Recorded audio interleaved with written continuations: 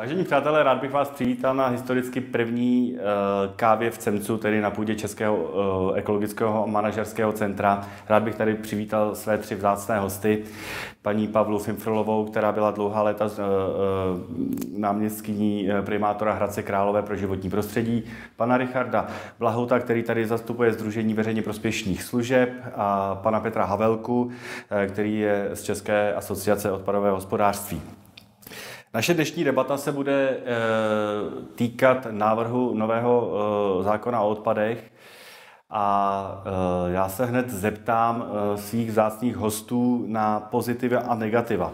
Musím tedy uvést ještě, že bylo pozváno Ministerstvo životního prostředí, tedy odbor odpadů nebo nějaký zástupce. Bohužel z nějakých důvodů absentují, což je velká škoda. Myslím si, že na této debatě by byli velmi platnými diskutéry. Takže, paní Fimfrlová, v čem vidíte konečně už nově vznikající zákon je tady, v čem vidíte pozitiva a v čem negativa? No, pozitiva vidím v tom, že se konečně zase začalo o zákonu mluvit a že, řekněme, po prvotních nějakých střetech to vypadá, že Ministerstvo životního prostředí snad bude ochotno i diskutovat s praxí a s odbornou veřejností. Jako velké negativum vidím, že vlastně se vůbec nic nezměnilo v té myšlenkovém postupu ministerstva, to znamená, že vůbec nezačalo diskutovat nebo nějakým způsobem věcný záměr připravovat podle materiálových toků, protože to je absolutně zásadní věc. To znamená, když například mně vzniká biologicky rozložitelný odpad a chci ho třeba spalovat, tak já musím i diskutovat, co budu dělat s odpadem ze spaloven, kolik mě to bude stát, jak poplatky, které chci uplatnit na skládkování, ovlivní tento proces a tak dále. Je to i o Kalex čistíren odpadních vod, což má pak zásadní dopad do ceny vodního, stočného a podobně. To znamená nediskutovat to jaksi takhle horizontálně a začít jednotlivé důležité materiálové toky diskutovat od začátku až do konce, včetně ekonomické stránky. Pan Blahut? Pozitiva, negativa? Takže já v podstatě navážu na paní Fimfrovou tím, že taky samozřejmě vítáme jako naše sdružení a vůbec celá Česká republika, že ten zákon se zase oprášil a ta příprava toho zákona je na spadnutí. To, že se hovořilo, diskutovalo s odbornou veřejností, to je pravda, ale nejvíc vlastně, co nás na tom ne, že zaráží, ale mrzí, je, že v podstatě ty odborné diskuze se nějakým způsobem utly.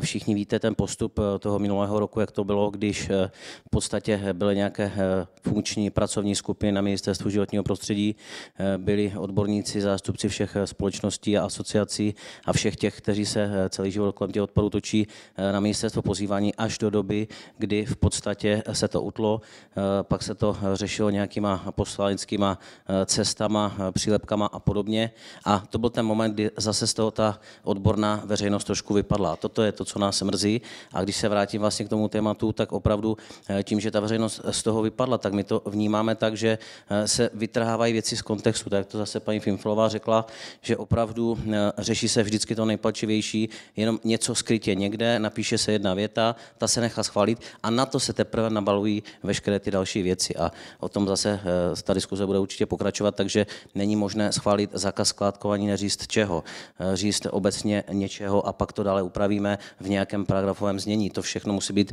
podle nás vyjasněno dopředu, aby samozřejmě na to se zase navázali a napojili ty ekonomické nástroje, poplatek a podobně. Jo, takže to jsou takové ty úvodní slova. Pana Velka. Děkuji za slovo, dobrý den. Tak nejprve jste se ptal na pozitiva.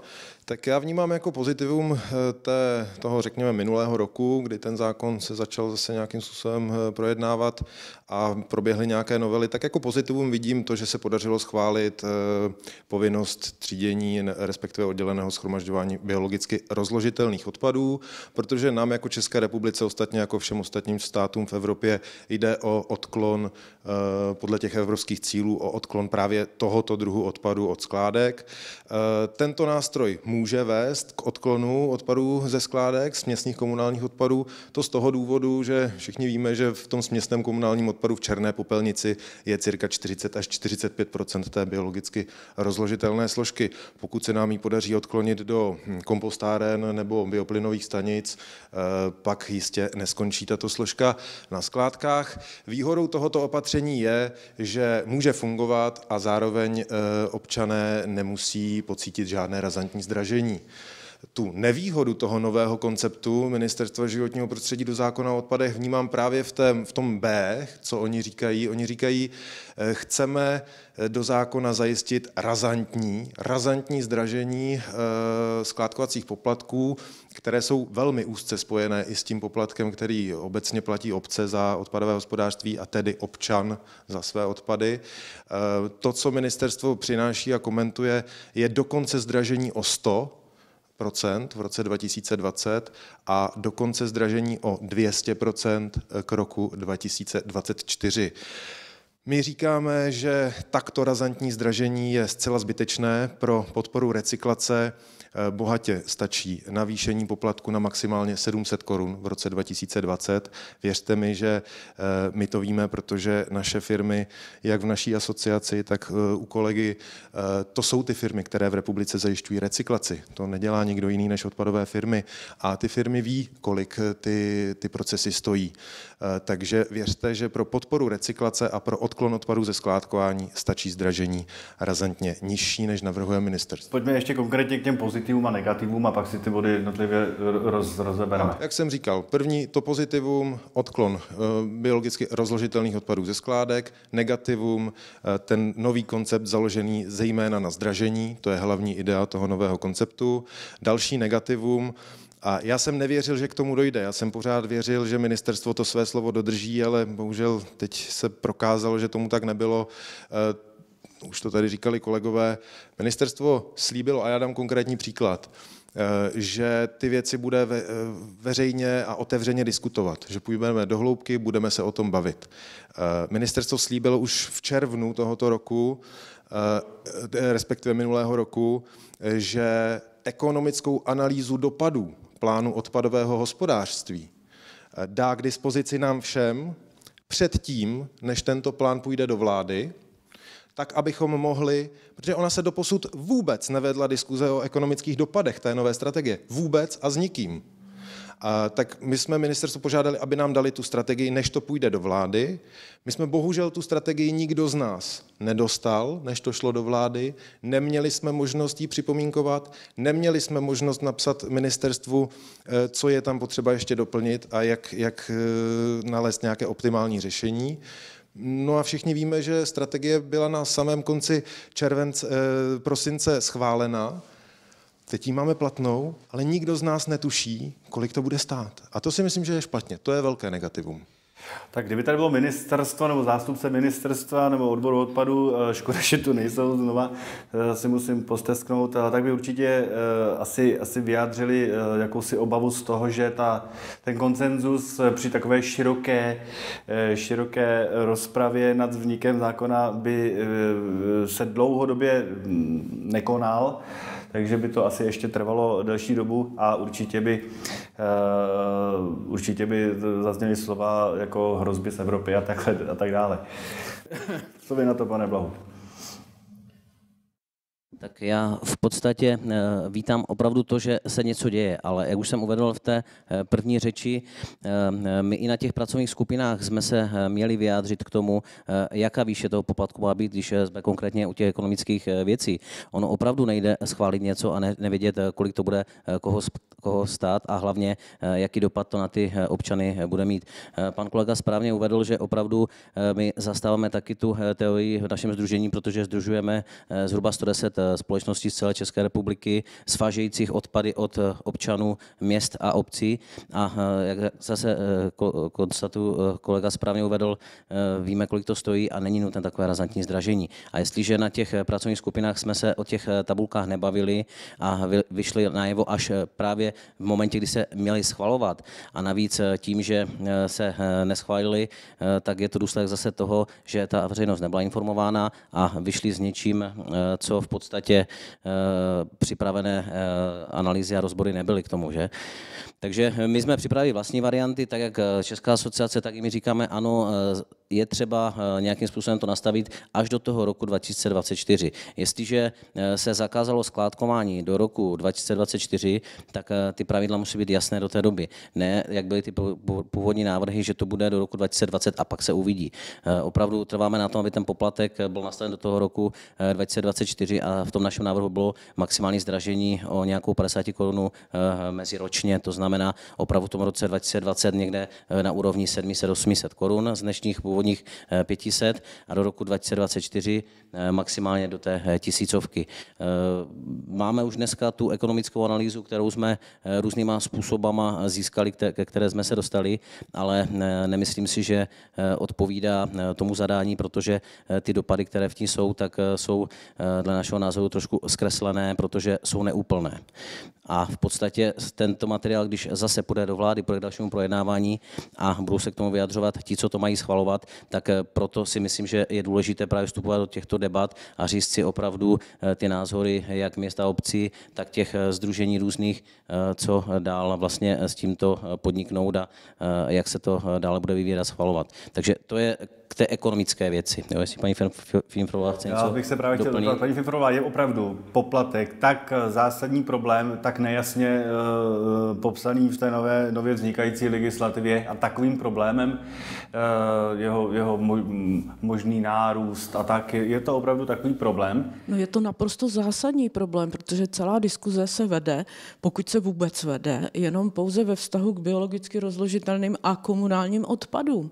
Ale přeci poplatek na skládky pokrývá všechny možné další odpady, které se na skládkách ukládají. Já za sebou mám v těch minulých 20 letech těžké diskuze, zda má být jako nebezpečný odpad azbest spoplatňován, jak stoupaly poplatky, protože pak jedině to vede k tomu důsledku, že to lidi vyhodí do příkopu, protože když pak mají platit naprosto nesmyslné poplatky, tak hledají kudy ven, protože takovou střechu nejsou schopni ani zaplatit, protože to uložení by bylo mnohonásobně dražší než koupě nové střechy. Sice se to podařilo po snad 8 letech tvrdých diskuzí tenkrát říct, že se za to platí jenom jako za ostatní odpad. Ale dnes, kdy se tak razantně chce zdvíhat ten poplatek, tak přeci musíme diskutovat o odpadech ze starých zátěží, které nejsme schopni žádným způsobem nějak přečistit a musíme je nějak ekologicky uložit, aby neohrožovali životní prostředí. Musíme diskutovat o spoustě dalších odpadů. Už jsem tady zmínila odpady ze spaloven.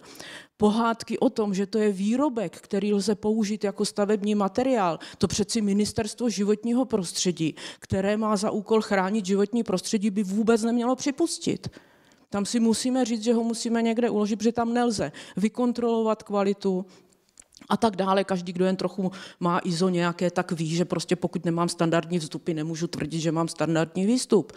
A tak dále. A tato diskuze o všech dopadech do ostatních dalších jako částí, včetně nějakých kalus, čištění průmyslových odpadních vod a tak dále, protože všechno zaplatí ve svém konečném důsledku občan, tak tato diskuze se vůbec nevede. A těch odpadů je víc nakonec než těch, které jsou ty komunální a tak dále. Jo? A pak vždycky, protože se tím zabývám celý profesionální život a od prvního zákona o odpadech jsem byla těm diskuzím přítomna, tak jako vždycky to ministerstvo uhnulo. A já teď doufám, že konečně začne o tom diskutovat a o tom, co už jsem zmínila na začátku, o celých těch materiálových tocích a velmi vážný materiálový tok je právě to čištění odpadních vod, ať už průmyslových, anebo městských. Dobře, takže pojďme zkusit opustit výši poplatků, nebo ještě k tomu něco máte? Možná, protože na ten tvůj poslední dotaz začal se od kolegy Richarda Blahuta. Ten dotaz zněl, jestli to skutečně bylo nezbytné to udělat takhle a zmínil jste i možnost nějakých rizik ze strany Evropské unie, respektive Evropské komise.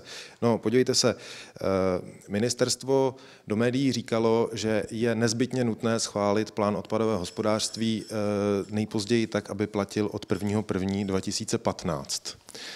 Důvodem pro tuto nezbytnost podle ministerstva bylo to, že pokud se to nestane, pak Evropská komise neumožní financování dotací pro tento rok z toho nového operačního programu. Všichni asi víme, nebo ti z vás, kdo včera postřehli tu zprávu, že to stejně Unie neumožní, protože jsou tam další legislativní překážky, nikoli už z odpadového práva, ale z jiných zákonů.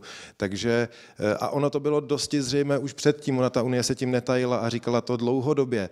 A jediné, co my jsme říkali k tomu plánu odpadového hospodářství, my jsme říkali, ano, my víme, je potřeba ho schválit velmi brzy, všichni potřebujeme tuhle strategii, ale dejme prosím ještě měsíc a půl do toho, abychom se poprvé bavili o těch ekonomických dopadech, protože prostě v minulém roce, v roce 2014 se to nikdy nestihlo. Na žádném jednání toto diskutováno nebylo.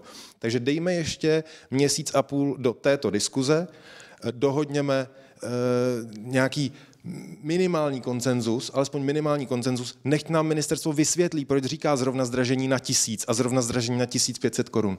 To není napsané dokonce ani v té analýze, která už někde prostě se teďka objevuje. Ministerstvo to nevysvětlilo, proč zrovna tohle číslo je správné. Takže to, co my jsme říkali, počkejme, nedělíme všechno s nějakým zakletím, hlavně ať nám Unie dá ty dotace. Ono je v tom průběhu toho dotačního období, ona je sem stejně pošle. A pojďme si udělat, když je to 10letá strategie, tak na začátku dejme všechno do toho, aby byla co nejkvalitnější. Já si myslím, že to je naprosto objektivní potřeba a z naší strany to byla žádost, bohužel k ní nedošlo.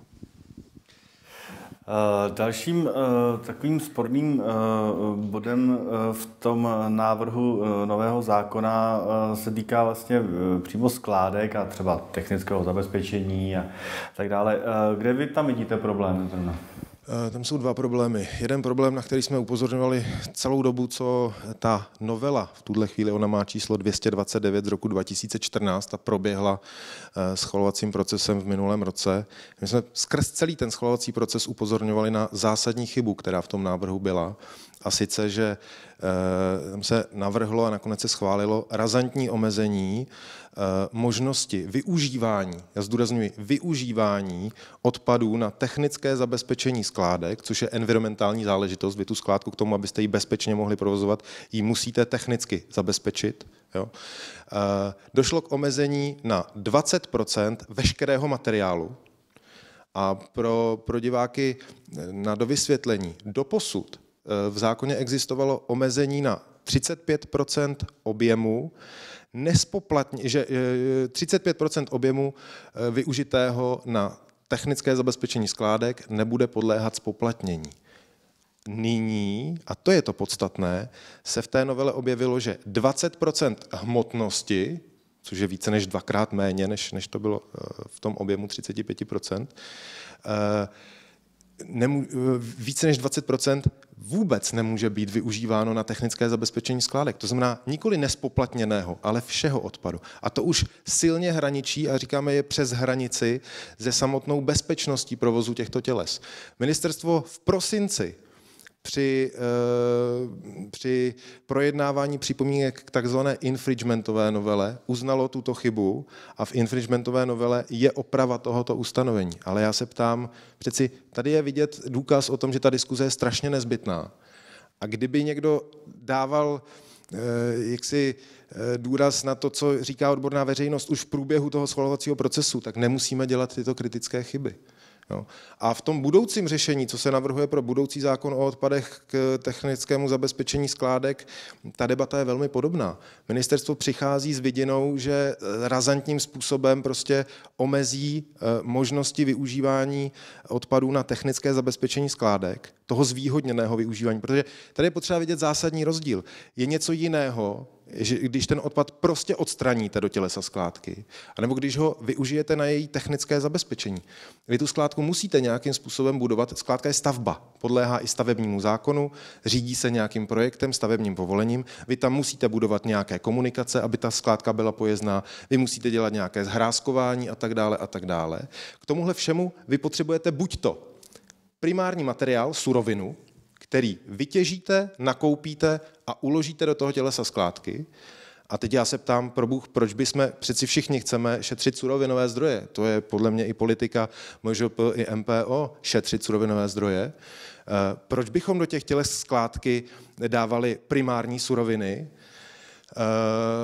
a tím zmenšovali tu kapacitu těch skládek, když k tomu samému účelu můžeme využít odpadů. A samozřejmě i nebezpečných odpadů. Využít k technickému zabezpečení skládky nebezpečných odpadů. Nebezpečný odpad je přeci zcela racionální. Přece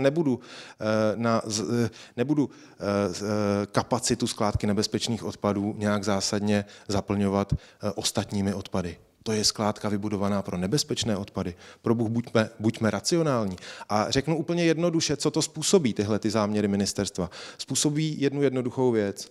Doposud původci odpadů, jak ostatních, tak nebezpečných, měli tu cenu za uložení těchto odpadů díky té možnosti slevy přes to technické zabezpečení, jo, tak měli tu cenu nějakou racionální, když to na tu skládku vezli. V tuhle chvíli, pokud ministerstvo bude trvat na tomhle řešení, tak pro původce odpadu se ta cena razantně navýší. A tady ještě jedna důležitá věc. Ty poplatky, prosím vás, nikdy ani korunu z toho poplatku nezaplatí skládkař, provozovatel skládky. Ty poplatky vždycky historicky byly konstruovány tak, že je vždycky platí původce, je to na základě principu evropského práva znečišťovatel platí, vždycky to tak bude, takže pokud se tímto nástrojem zvedne potřeba pro ty původce platit víc, tak tady je přeci zřejmé riziko, že ty odpady budou končit někde jinde. Jo? A tady možná mě kolega Blahut doplní, uvědomme si, že Česká republika má násobně nejvyšší poplatky za nebezpečné odpady v Evropě a i dokonce na celém světě. V České republice se za nebezpečné odpady platí 6200 korun za tunu a další nejdražší stát za námi je Belgie, kde ta cena je 1780. To přeci jaksi naprosto konkurenčně znevýhodňuje veškeré subjekty v České republice. A já se ptám, proč? Tak o tom tam v té nové legislativě myslím, nebo vím, že to tam dojde k snížení, ale já se ještě chci vrátit k tomu technickému zabezpečení. Proč si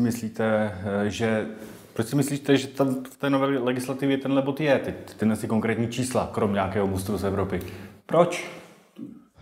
To je právě ta otázka, proč to tam je. Já jenom potvrdím slova pana Havelky, že v podstatě i naše sdružení dávalo ty připomínky, že minimální množství, aby ta skládka mohla fungovat, aby opravdu ta skládka byla podle všech požadavků, jak má být, aby splňovala bezpečnostní rizika všechny, aby byla dobrá konstrukce skládky. Musíme budovat ty cesty, musíme ty hráze budovat, takže opravdu my jsme řekli že za nás, že minimální množství je 30%, ale samozřejmě, kdyby to bylo 35, tak je to úplně ideální. Jasně, takže nějaký důvod to má, že jo? Proč to tam ta legislativa? Ne, proč to tam chceme, proč to tam potřebujeme. Zase zopakuju ty slova pana Havelky. Je nesmysl, nevím, v které fázi se to tam dostalo, do těch všech návrhů a do toho nového zákona, že si budou spoplatňovat materiály. Opravdu zákon o odpadech má řešit odpady a jestliže tam budeme cpát a spoplatňovat materiály, nakupovat primární suroviny, je to zase opravdu nesmysl. To, že v podstatě se to tam dostalo, dle našeho názoru je neznalostí některých lidí, kteří tu novelu tvořili, protože kdyby věděli ten princip a prošli si pár těch skládek, které se v republice provozují, v jakém jsou stavu, v jaké jsou kvalitě a viděli, že opravdu to tam potřebujeme, ty materiály a Česká republika a ti skládkaři, tak by nemohli napsat jednak 20%, to je jedna věc, a pak tvrdit, že v podstatě to tam dávají proto a že se a tvrdí nám i na těch pracovních skupinách, že se s tím tak podvádí, že není naplněná kasa na Státním fondu životního prostředí a pak z toho se nemůžou financovat některé další projekty. Toto je zásadní nesmysl, protože dali do jednoho balíku skládky nebezpečných odpadů a skládky komunálních odpadů. Ze skládky komunálních odpadů částka z poplatku samozřejmě do Státního fondu nejde a tím se nikdo nezabýval. To znamená, že je to podle mě opravdu neznalostí těchto vztahů a vazeb, na co ten technologický materiál je používán. To, že někdo někomu v některém kraji schválil, že na tu skládku může dávat nad rámec těchto odpadů takzvané konstrukční prvky a to si nechal schválit v projektu a tím on tam dostával další odpady. To je všechno o tom, aby si to vlastně ty příslušné úřady zkontrolovali a chybí podle mě jednoznačně ta kontrola státních úřadů. Kdyby toto se přesně dodržovalo a kontrolovalo, sledovali ty toky toho odpadu, tak k tomu nemůže dojít, že v podstatě není naplněna pokladna. ale samozřejmě tím, že ty poplatky byly tak nesmyslně vysoké, hlavně u skládek nebezpečného odpadu, tak opravdu ten průmysl si s tím musel nějak poradit. A zase jsme už přes jiný směr u těch peněz, protože zase je to všechno o penězích. To, co kolega nastínil, jestliže ty podniky budou muset platit velké peníze za svůj jakoby odpad z výroby a budou ho muset dávat na skládku a tam bude zase šíleně spoplatněn, tak co to přinese? Zase další zdražení. Kdo to zaplatí? Zase ti občané. Takže to všechno, co se tady o tom bavíme, o těch souvislostech, zase se to vrací k těm penězům. Takže proč tam někdo v těch poslaneckých návrzích prosadil tyto dva základní body? Snížení technologického materiálu, proč to tam vůbec prošlo? Teď, to samozřejmě nejsme my, aby jsme odpověděli. No, kdyby tady byl někdo z ministerstva. A proč zákaz skládkování? Proč zrovna tyto dvě věci se vypíchly z celého kontextu zákona o odpadech a teď se něco k tomu přilepuje a teď se na to dělají paragrafy, teď se to dále novelama zpřesňuje a upřesňuje. Jasně, kdyby tady byl opravdu někdo z ministerstva, z odboru odpadu, tak určitě řekne, že jsou schopni doložit, já nevím, protokoly z kontrol, kde na skládce je až 80% materiálu technického zabezpečení. Takže, ale nejsou tu. Dobře. Mohli být. Paní Fimfrolová, jak vy se k tomu stavíte? V podstatě už k tomu není co dodat, protože mně to připadá jako zoufalá snaha, taková trošku neobratná, naplnit Státní fond životního prostředí, aby bylo co zase rozdělovat. A tohleto zadání holt se snažilo ministerstvo splnit způsobem, jakým to udělalo, bez té dokonalé analýzy skutečného stavu, protože jestli jedna skládka nebo dvě mají takovéto evidenční záležitosti, tak to těch zbývajících 1000 nebo kolik je v pořádku, tak na tom přeci nemůžu stavit to, jako bych obvinovala všechny občany, že když někteří z nich kradou, takže jsou všichni zloději. To je přesně stejná logika. Dalším sporným bodem nově vznikající legislativy jsou odpadní vody. Paní Fimfrolová, mohla byste nám říci, v čem ten bod je sporný? No, jedná se v zásadě o to, že je argumentováno, že Evropa po nás chce, abychom nějak upravili nakládání s odpadními vodami ze septiků a žump, když to tak řeknu. Ale než bychom probírali tento detail, tak bych ráda tady řekla, že mě to vadí obecně, že v této republice při diskuzi o odpadech se neříká pravda skutečně o tom, co po nás Evropa chce, i co je v té Evropě připravováno a co budeme muset plnit. Jo? A jestliže my si neříkáme pravdu, co po nás ta Evropa chce a necháváme to uhýbat ty formulace různým zájmovým skupinám a podobně, tak se nikdy nemůžeme dopracovat k tomu, aby občan platil jenom to, co je nutné. To znamená, nejsou diskutovány všechny 3 pilíře, to znamená ekologický, ekonomický a sociální. A to mě vadí úplně zásadně. A teď se vrátím k těm odpadním vodám, které mě vadí, protože mě to vadí zejména, že již na začátku 90. let ten problém byl a tenkrát se s odbornou veřejností vydiskutoval a bylo jasné, že ze septiku a žump materiál jsou odpadní vody, aby s nimi bylo nakládáno tak, že jsou voženy na čistírnu odpadních vod nebo vpouštěny v určitých místech do kanalizační sítě. A to znamená, že občan vlastně platí to někde jakoby v platbách za vodu odpadní. A ministerstvo minulý rok někdy v polovině nebo v té první polovině přišlo s tím, že toto je odpad. Aniž by oddiskutovalo zásadní otázku, jak to občan bude ve vztahu k obci platit a jak se s tím bude manipulovat, protože když je to odpad, tak to je zahrnuto do poplatku. Za odpady tomu všichni ostatní v tom svém poplatku budou platit odvážení té jímky, takže v následných diskuzích, kde se ukazovalo, jak vlastně je potřeba z té praxe těm lidem vykládat, jak to tam chodí, tak se začalo tam strkat pod záminkou Evropské unie nějaké věty a věty místo toho, aby Ministerstvo již 5, 6, 10 let zpátky, když dotovalo výstavbu čistíren odpadních vod, taky diskutovalo o tom, jak donutí lidi se k těm čistírnám odpadních vod připojit, jak upraví zákon o vodovodech a kanalizacích ve společnosti s MZE, s Ministerstvem zemědělství, nebo zákon o vodách, aby prostě toto bylo jasné a nevznikl tady ten střet se zákonem o odpadech. To je jaksi zanedbání v minulosti, tak já doufám, že i o této otázce začneme diskutovat a bude se to řešit takovým hloupým způsobem, že obce budou pak stát před problémem, že mají postavenou novou kanalizaci, postavenou čistírnu a potřebují, aby se občané připojili a oni by mohli říct, proč bychom to dělali, to je odpad a starej se obce. Kde mám to místo, kam já to mohu odložit? Kde je ta jímka? Znovu se zeptám, jak se tohle dostalo do nově vznikající legislativy, krom mustru z Evropy?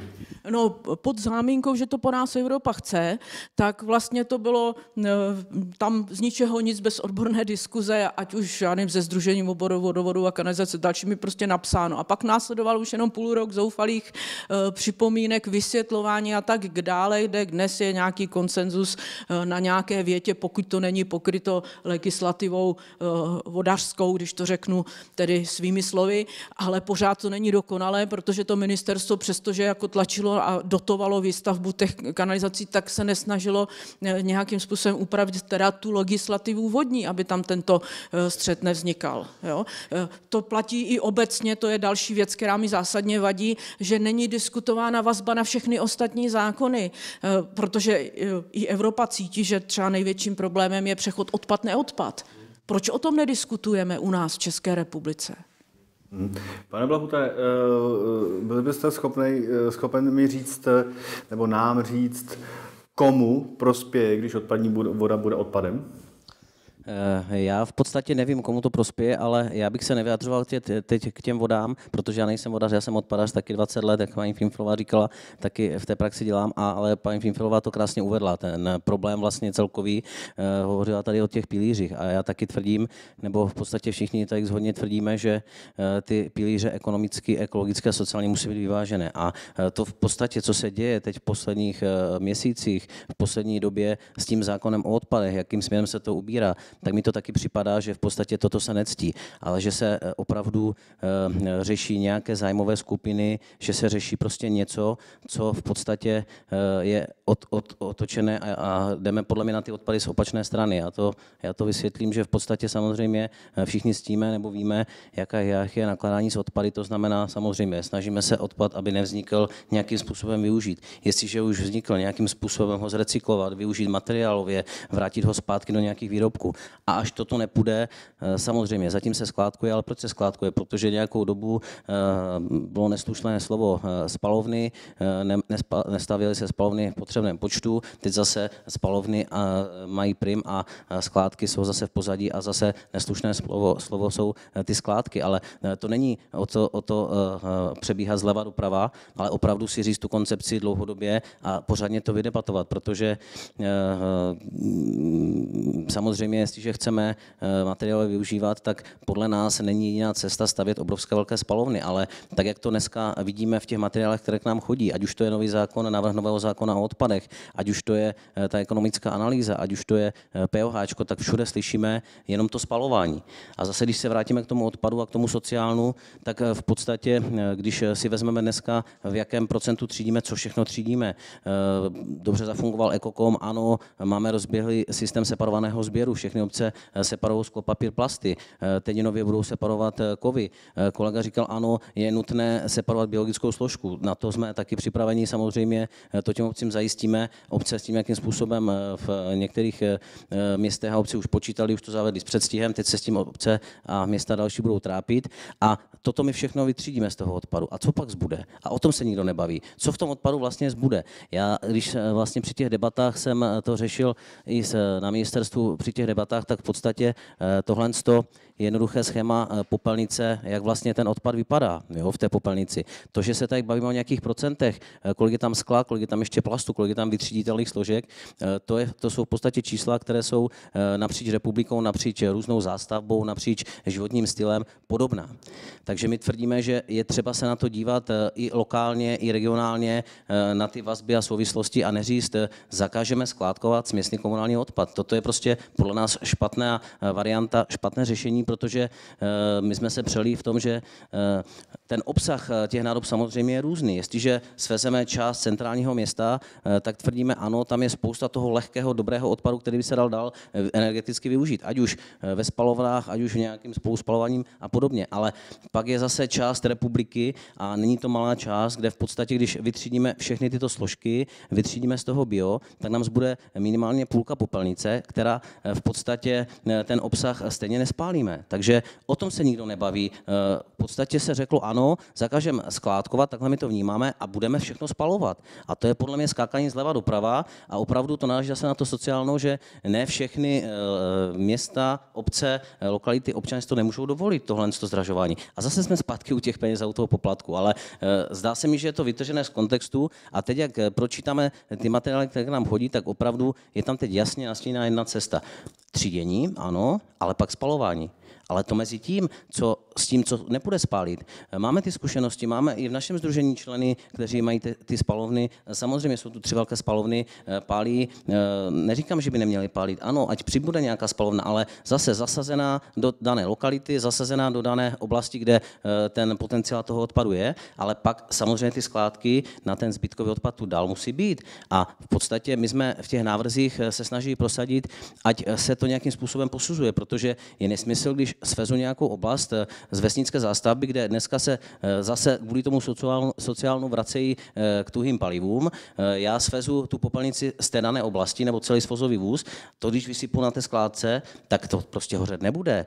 Ani kdybych tam přidal další vytříděné plasty, protože to je takový odpad. Takže není to řešeno do důsledku a ministerstvo zase hodilo do jednoho balíku, pro nás je komunální odpad, jeden komunální odpad. A to není pravda.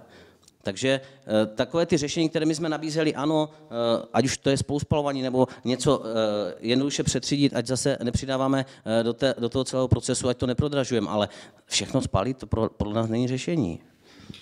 Petře Havelko, já se ještě tady vrátím k takové té zajímavé větě o vztahu Evropa, my a různého vkládání do té evropské legislativy, různě při ohýbání vět a tak dále. Řešení. Dalo by se třeba, já nevím, dokonalý právnický překlad evropské vyhlášky a potom k tomu postavit naše legislativa, která té vyhlášky také překlápí, nebo jak tomu zabránit? Řešení. Tak jak říkáte, tak by to nešlo, protože Evropa tyto předpisy stanovuje většinou směrnicemi a směrnice je deklaratorní ustanovení, které je potřeba promítnout do národního předpisu formy zákona. Ty směrnice nejsou nařízeními. Evropská nařízení jsou přímo platná, ale prostě odpadové právo jde v těch strategických věcech cestou směrnic. Takže vždycky je potřeba to překlopit do národního práva, v našem případě do zákona o odpadech. Vždycky je na odpovědnosti toho státu, jakým způsobem si to překlopení udělá. A to, co jsme tady dneska celkem se na tom shodujeme, to, jak se to vytváří a připravuje v tuhle chvíli v České republice, tak já se asi budu muset připojit ke kolegům a říct, že to nevnímám jako vhodné a jako vhodnou cestu. Nevnímám ani jako vhodné a vhodnou cestu to, jak jsou ty evropské předpisy tady do médií ze strany těch kompetentních osob ze státu prezentovány. Evropa má daný cíl snižování skládkování biologicky rozložitelných odpadů. To už jsem říkal na začátku, řešíme to nějakým povinným tříděním brka. Potom Evropa má nějaké cíle týkající se třídění a recyklace. Evropa nemá žádný cíl týkající se spaloven, to v žádném případě, jako to tam opravdu nikde nenajdete. A Evropa v půli minulého roku přišla s něčím novým, s něčím vizionářským, s takzvaným balíčkem o oběhovém hospodářství. A v tom balíčku jsou napsány velmi jaksi vysoké cíle třídění a recyklace. A já vám garantuji, Já negarantuji to, že ty cíle nakonec, až se promítnou do toho závazného evropského práva, protože v tuhle chvíli to bylo v návrhu, že budou přesně takové, jako je Evropa navrhla. Oni budou možná o maličko nižší, ale já vám garantuji, že ta Evropa bude chtít jít zásadně cestou třídění, recyklace, úpravy odpadů, včetně těch směsných, protože to je přesně to, co říkal kolega Blahout. To není o tom, že jenom na ulici nějakým systémem třídění do barevných popelnic necháte ty lidi třídit. To je samozřejmě velmi pozitivní. V České republice to funguje jako v jedné z nejlepších zemí v Evropě. Skutečně jsme v tomhletom velmi dobří. Ale co potom s tím zbytkem? Ta Evropa neříká, ten zbytek vozte do velkých spaloven. Ne. Tady i na tom obrázku, co tu kolega Blahout ukazoval, je zřejmé, že v tom odpadu pořád jsou nějaké další využitelné složky. A já vám garantuji, že pokud by si Česká republika vybrala tu cestu, jakože bude chtít splnit ty tvrdé evropské cíle budoucí, jenom cestou přes třídění v ulicích, nemáme šanci. V žádném případě nemáme šanci. To má nějaký potenciál, my jsme poměrně vysoko toho potenciálu, ale dál, aby jsme ty cíle splnili, potřebujeme ten odpad upravovat. Takže my nabízíme koncept, který je zároveň zásadně levnější než ten koncept těch mega zařízení, těch, například třeba těch spaloven. My nabízíme koncept, upravujme dál ten odpad, pokusme se z něj ještě vytřídit nějakou materiálově využitelnou složku, pokusme se z něj vytřídit energeticky bohatou směs, to umíme, takové firmy už v České republice samozřejmě jsou, jako jsou i jinde v Evropě. Vyrábějme prostě v úvozovkách řeknu paliva z odpadů, ty využívejme v k tomu určených energetických zdrojích. No a to reziduum, to poslední, no to skončí na skládce, protože to neuplatníte ani do materiálového využití, ani do toho energetického. A děje se to tak i jinde v Evropě. Jo? Ale pro Bůh, nevytvářejme si zde zbytečně problém s tím, že si tu postavíme velkokapacitní stavby. Nedělejme ten samý problém, který vidíme u některých našich sousedů, já nebudu konkrétní, ale odpadáři všichni ví, o kom se mluví, když se v tomto duchu mluví. Nedělejme ten problém, protože pokud ty stavby jednou postavíte a obecně se ví, že tyto stavby jsou nejdražší technologií v odpadovém hospodářství, průměrná cena spálení 1 tuny ve spalovně v Evropě je 100 €. No tak si to přepočítejme v tuhle chvíli. Ještě před týdnem to bylo 2750 korun, v tuhle chvíli už je to 2900 korun. Není to taková legrace. V tuhle chvíli v České republice využíváme a nakládáme s odpadem razantně v levnějších hladinách. Pokud bychom se rozhodli pro tuto trajektorii, tak je potřeba těm lidem ale zároveň říct, zaplatíte mnohem a mnohem víc. A přitom my nabízíme mnohem levnější cestu a cestu, která rozhodně splní ty evropské cíle, protože ty cíle jsou o třídění a recyklaci. Takže já věřím, že ta debata, která se bude k těmto věcem muset vést v těch příštích měsících, vezme tyto argumenty vážně a že skutečně najdeme rozumnější řešení, než to, které je v tuhle chvíli napsáno, například, ale bohužel i v tom plánu odpadového hospodářství, který schválila vláda. Když si tam najdete tu nejdůležitější stránku, která řeší právě toto, a ono to je v jedné větě tam vyřešeno, prosím. Jo. Kdo si to tam umí najít, tak si to tam najde. Tam je napsáno, že směsný komunální odpad se má zejména energeticky využívat v k tomu určených zařízeních. To je nová politika tohoto státu a já to přeložím. Jo. Směsný komunální odpad, a to je důležité, celé 3 slova. Směsný komunální odpad, existuje jediné zařízení, ve kterém ho můžete energeticky využít, to je spalovna. Jo. Ten koncept, o kterém mluvíme my jako o variantě, levnější variantě, je tu energetickou složku směsného komunálního odpadu. Vyjmout z toho odpadu a spálit ho v k tomu určených zařízeních a ta nejsou tak nákladově náročná jako ty spalovny. Jo. A tohle je potřeba prostě lidem umět vysvětlit, aby si to uvědomili, protože nejde o nic jiného, než o jejich peněženku. To je celé. Dobrá. Paní Fimfrová, pojďme si... A máte k tomu něco ještě teda? Já jsem se ještě chtěla vyjádřit k těm spalovnám. Je to prostě regulérní technologie z mého pohledu v pořádku. Ale mě zásadně vadí, že v České republice to v uplynulých 20 letech probíhalo tak, že nikdo nechtěl hovořit o tom, co budeme dělat s odpady, které jdou ze spalovny. A jak tady kolega vysvětlil, pokud budeme více třídit, bude jich víc a víc. Ono už dneska jich je u těch směsných 30 až 40%. A ty se někde musí uložit tak, aby neohrožovali životní prostředí. A ono se to těžko říká, že ekonomika by nebyla tak jako na tom západě, protože tam jste sám řekl, že tam žádné takové dramatické poplatky za skládkování nejsou. Čili kam by to mělo jít, abychom chránili životní prostředí, je na zabezpečenou skládku, ale jestliže my budeme zdražovat ty poplatky, tak to pro tu spalovnu je neúnosné a Česká republika zaujala pozici, tak o tom nebudeme hovořit. To přeci občané nemůžou připustit, ať z kteréhokoliv jakoby pilíře, ekonomického, ekologického nebo sociálního. Mě to vadí zejména z toho ekologického hlediska, protože následně je to prostě průšvih, když budu vykládat, že to je výrobek a jak se stalo v Jizerských horách, pak tvrdili, že se z toho bude stavět cyklostezka. To přeci není vůbec možné. Jo, tak tím bych uzavřela otázku těch spaloven. Ať už, když máme toto v plánu odpadového hospodářství, tak začněme diskutovat, jak to tady bude s těmi odpady ze spaloven. Tak pojďme se na závěr stručně říci, protože naším zájmem je mít co nejlepší legislativu, co nejpřívětivější pro občana, pro životní prostředí a tak dále. Co udělat k tomu, aby ta legislativa vznikla opravdu dobrá? Aby tam nedocházelo k tomu, že prostě jeden se nebaví, druhý se nebaví, aby prostě, jasně, diskuze. Pojďme si to trošku konkrétněji říct, v kterých bodech dodiskutovat tak, aby ta legislativa byla opravdu dobrá. Já už jsem to za sebe řekla na začátku, je třeba diskutovat ty materiálové toky. To znamená, například čištění odpadních vod, vzniklé kaly z čištění odpadních vod, ty septiky, žumpy, prostě celý ten proces. Jo? To samé jsou, já nevím, odpady třeba ze starých zátěží nebo stavební odpady, protože z průmyslových objektů jsou samozřejmě znečištění. Od začátku až do konce a končí to u té skládky, protože nemáme jenom komunální odpad. Tady je spousta odpadů, které musíme uložit na skládku, protože nic jiného se s nimi dělat nedá. Spálit se nedají, protože jsou třeba anorganické a hotovo, tečka.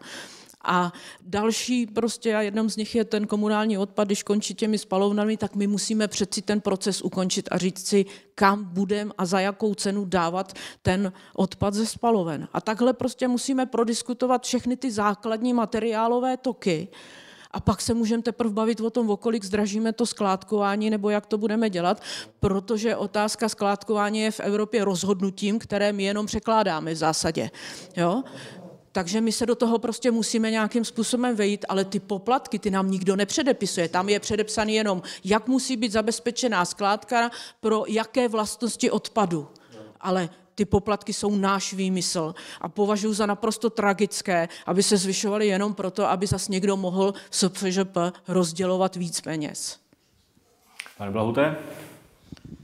V podstatě je to téměř totéž, ale já to řeknu trošku jinak, že v podstatě nám nejvíc vadí opravdu ty jasné nekoncepční rozhodnutí, ať už v plánu odpadového hospodářství, ať už v novele zákona, jasný zákaz skládkování, neřeklo se čeho, to je zase se vracím k tomu toku, opravdu říct, co s jakým odpadem dělat, rozdělit směsný komunál, zase vyhřevná část, nevyhřevná část, něco spálit a nezvyšovat razantně ty poplatky, protože dle našeho názoru je to opravdu taky nesmysl. Lidé to zaprvé neunesou, ale zas na druhou stranu, když ty poplatky se v rozumné míře zvýší, dejme tomu opravdu o 50 korun ročně, ale bude někde strop, že v tom roce 2024 to nebude víc než o 1000 korun, bude to postupné, tak postupně budou vznikat nové technologie. Když ale nebude ta stopka, že jediná varianta je skládkování.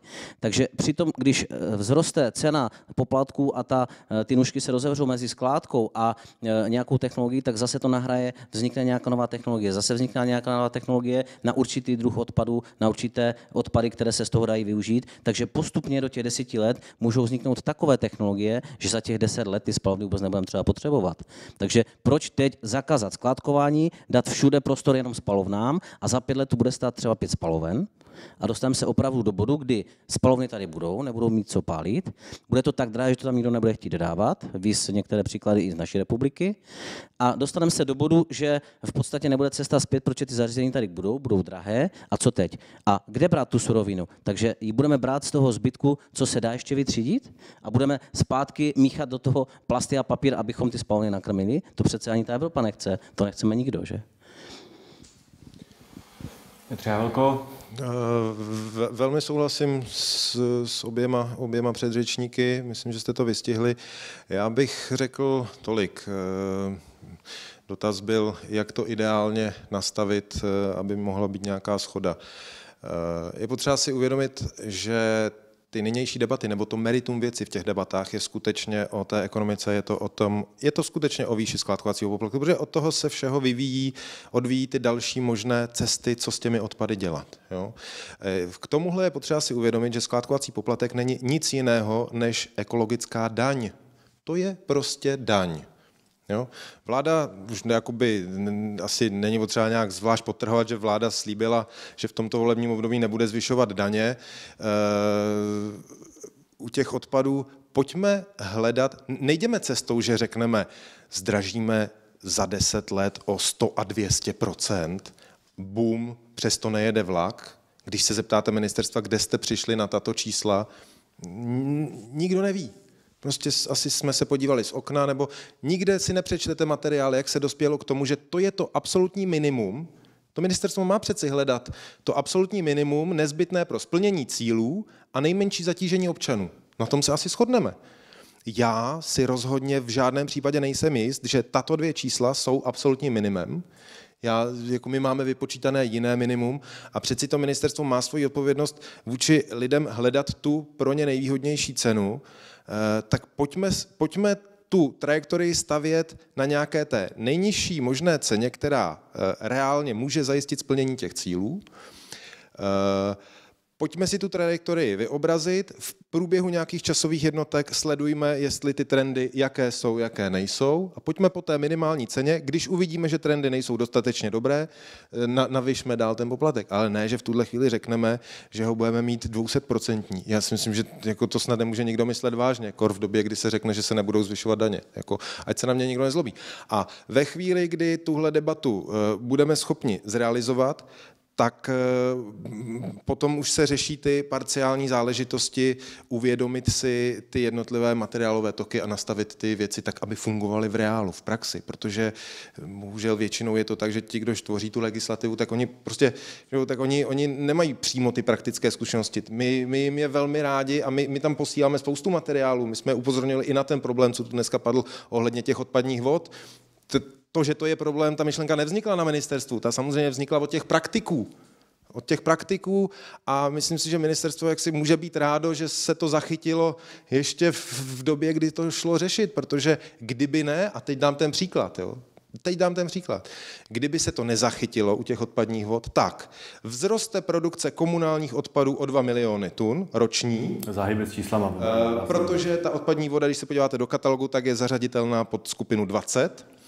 Teď zeptejte se na Státním zdravotním ústavu, bude to odpad ostatní nebo nebezpečný? Řeknou vám, tam je infekčnost. No nebezpečný. To, co řekla paní inženýrka Fimfrlová, je to problém obce, protože obec je odpovědná vůči občanům za komunální odpady. Paní inženýrka to ví, ona je členem Komise pro životní prostředí Svazu měst a obcí. Velmi dobře to ví. Obec je naprosto irelevantní předpokládat, že obec by se mohla občanovi postarat ve smyslu nákladovosti o takové množství, teďka řeknu, nebezpečných odpadů, protože obsahují tu vlastnost infekčnost. Jo? Tak a to jsou jenom některé z těch momentů. Ještě řeknu poslední.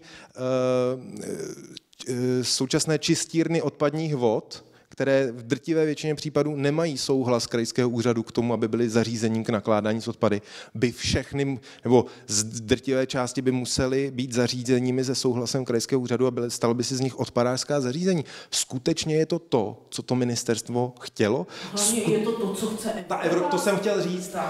Jestli jsem také na tom jednání na tom ministerstvu těm lidem řekl, nenajdete jediný stát v Evropě, kdyby to takto bylo. Tak nám prosím neříkejte, že toto po nás chce Evropa. Prostě to tak není a být nemůže. Proto jsem se taky ptal uprostřed dnešní debaty, komu to tedy prospěje, nějak to vyšumělo. Tohle neprospěje opravdu vůbec nikomu. Tohle nemůže prospět vůbec nikomu a hlavně on to po nás vůbec nikdo v té podobě nechce. Tak se podívejme, jako paní inženýrka už tady řekla to řešení. Prostě, jestliže je to odpadní voda, nikdo nepochybuje o tom, že to je odpadní voda. Selským rozumem, jakýmkoliv rozumem k tomu dojdete, i v Evropě je to odpadní voda. Tak jako, jaké jiné řešení je, než to vyřešit v zákoně o vodách, pro Bůh, a v těchto dvou zákonech. Prostě to je přeci naprosté racionální řešení. Jako, a já se ptám, jak to, že může někoho napadat to jiné, to, na které jsme upozornili, že je chybné. Takže, shrňme to. Na to, aby jsme měli opravdu dobrou, přívětivou odpadářskou legislativu, je třeba prostě diskutovat, ano. Ale taky nalézt tu společnou řeč a tu tečku za větou, tak aby jsme všichni si řekli, tak je to dobře. Ano. Pro dnešek vám děkuji paní Pavle Fimfrolové, panu Blahutovi i Petrovi Havelkovi. S vámi se loučím. Příští téma snad bude rovněž zajímavé. Mějte se. Naschledanou. Naschledanou.